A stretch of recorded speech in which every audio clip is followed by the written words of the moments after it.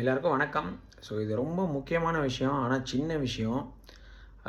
பணம் ஏன் சம்பாதிக்கணும் அப்படின்னு நான் ஒரு முக்கால்வாசி நிறைய பேர்ட்ட கேட்டால், முக்கால்வாசி பேர் சொல்கிற பதில் என்ன அப்படின்னு பார்த்தோன்னா, பணம் இருந்தால் தான் எல்லாம் மதிப்பாங்க. பணம் இல்லைன்னா நாய் கூட மதிக்காது. இந்த மாதிரி ரிப்ளைஸ் தான் வரும். பட் ஆக்சுவலி இவங்க போகிற பாதையே தப்பு. ஏன்னா இன்னொருத்தர் மதிக்கணும் அப்படிங்கிறதுக்காக நீங்கள் பணம் சம்பாதிக்க ஆரம்பிச்சிங்கன்னா, அவங்களுடைய கேமை தான் நீங்கள் ப்ளே பண்ணுவீங்க. இல்லை அவங்க அவங்களோட கேமை உங்களை வச்சு ப்ளே பண்ணுவாங்க. உங்களுடைய சக்திக்கு மீறி ஒரு வீடு வாங்க வைப்பாங்க, இல்லை கார் வாங்க வைப்பாங்க, இல்லை பைக் வாங்க வைப்பாங்க, இல்லை ஊர் மாற வைப்பாங்க, வெளிநாடு போய் படிக்க வைப்பாங்க, அவங்களுடைய கேள்விகள்னால, இல்லை அவங்களுடைய ரெஸ்பெக்ட்னால.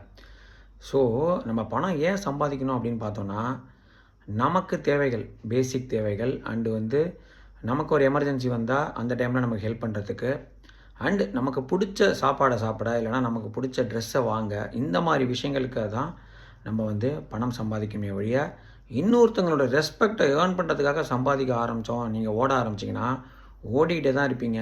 அவங்களுடைய லெவல் ரெஸ்பெக்ட் லெவல் ஏற்றிக்கிட்டே போவாங்க. நீங்கள் ஒரு தஞ்சாவூரில் வீடு வாங்குறீங்கன்னா, மெட்ராஸில் ஏன் வாங்கலாம்பாங்க. மெட்ராஸில் கஷ்டப்பட்டு வாங்கினீங்கன்னா, ஏன் இன்னும் ஃபாரின் போலையாம்பாங்க. அந்த மாதிரி மக்களுடைய மனநிலையை நீங்கள் ரெஸ்பெக்டை பூர்த்தி பண்ண முடியாது. ஸோ உங்களுக்காக சம்பாதிங்க. இன்னொருத்தருடைய ரெஸ்பெக்டை ஏர்ன் பண்ணணும்னு சம்பாதிக்குங்க. தேங்க்யூ. நன்றி. வணக்கம்.